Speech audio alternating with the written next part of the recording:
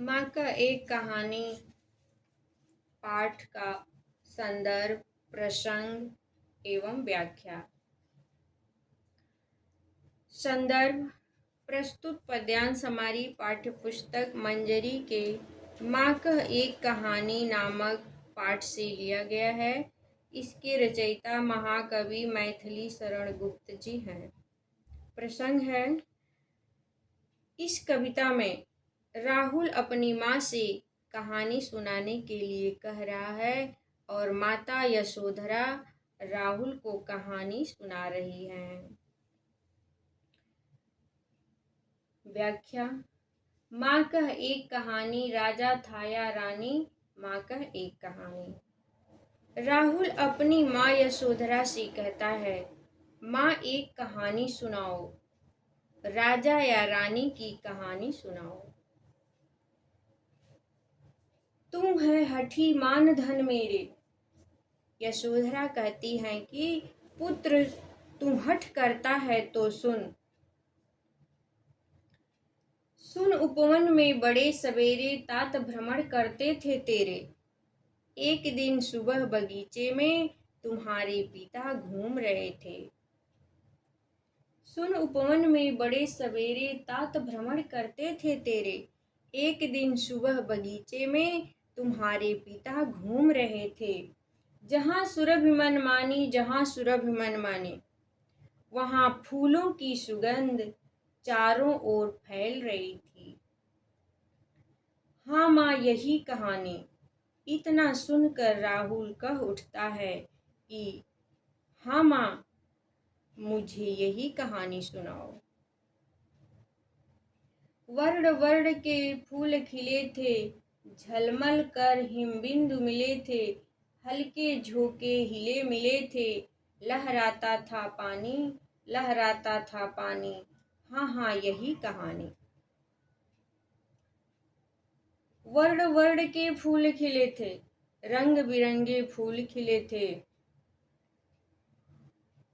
झलमल कर हिमबिंदु मिले थे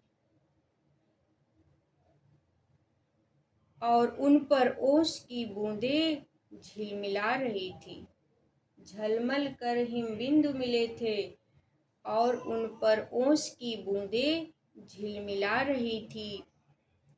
हल्के झोंके हिले मिले थे, हवा के हल्के हल्के झोंके चल रहे थे। लहराता था पानी, लहराता था पानी, तालाबों में पानी लहरा रहा था। हाँ हाँ, यही कहानी। हाँ हाँ माँ, यही कहानी सुनाओ।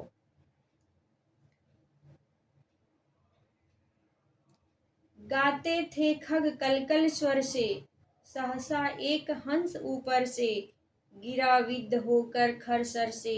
हुई पक्ष की हानि, हुई पक्ष की हानि, करुणा भरी कहानी। गाते थे खग कलकल स्वर से, पक्षी कलकल की आवाज करते हुए गा रहे थे। पक्षी कलकल की आवाज करते हुए गा रहे थे। सहसा एक हंस ऊपर से गिरा विद्ध होकर खरसर से। उसी समय अचानक नुकीले तीर से घायल होकर एक हंस नीचे गिरा। सहसा एक हंस ऊपर से गिरा विद्ध होकर खरसर से। हुई पक्ष की हानि, हुई पक्ष की हानि। उसी समय सहसा एक हंस ऊपर से, उसी समय अचानक नुकीले तीर से घायल होकर एक हंस नीचे गिरा। हुई पक्ष की हानि, उसके पंख घायल हो गए थे। करुणा भरी कहानी। यह कहानी बहुत ही करुणा भरी है। चौक उन्होंने उसे उठाया, नया जन्म सा उसने पाया। चौक कर उन्होंने उस पक्षी को उठा लिया। चौक उन्होंने उसे उठाया, चौंक कर उन्होंने उस पक्षी को उठा लिया।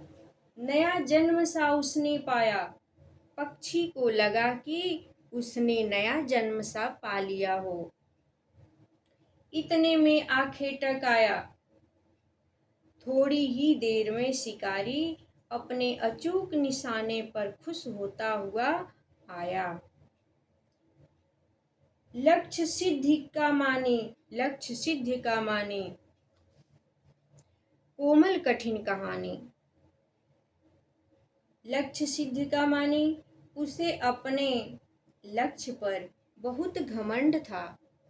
उसे अपने लक्ष्य पर बहुत घमंड था। कोमल कठिन कहानी, यह कहानी कोमल और कठोर भावनाओं वाली है।